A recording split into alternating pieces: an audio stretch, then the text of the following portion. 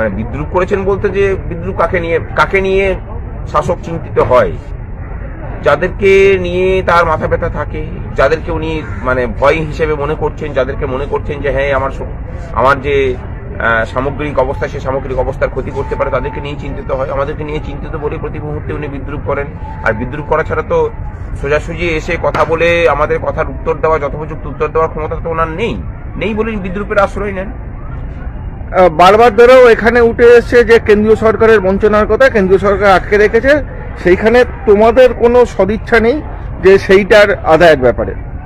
দেখুন, কেন্দ্রের যে বঞ্চনা, সেই বঞ্চনার বিষয়টা আদৌ যদি হয়ে থাকে, আমি আদৌ কথাটা এই কারণে বলছি কারণ সরকারের কাছ থেকে এখন পর্যন্ত আমরা জানতে পারিনি যে কোন কোন প্রকল্পে কত টাকার আসলে কেন্দ্রীয় বঞ্চনা হয়েছে, কেন হয়েছে, কেন্দ্র যে অভিযোগ করছে সেই অভিযোগের সারবত্তা কোথায়, যেখানে দুর্নীতির অভিযোগ হচ্ছে তার সারবত্তাই বা কোথায়।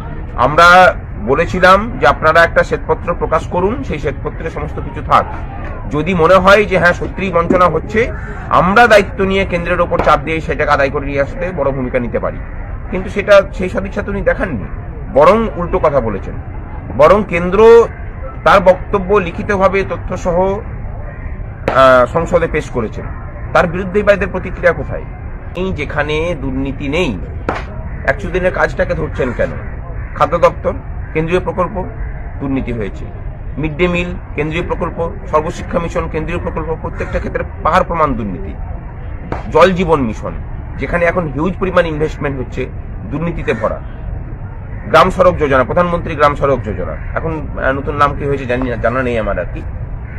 সেক্ষেত্রে একটা রাস্তা করলে পরে 5 বছরের যে কন্ট্রাক্টর করছেন তার মেনটেন্যান্সের দায়িত্ব থাকে, মানে পাহাড় প্রমাণ দুর্নীতি। একটা ক্ষেত্র পাবেন না, একটা ডিপার্টমেন্ট পাবেন না যেখানে দুর্নীতি নেই। পিএইচই ডিপার্টমেন্টে যে ধরনের দুর্নীতি হচ্ছে আপনারা ভাবলে পরে মানে অবাক হয়ে যাবেন।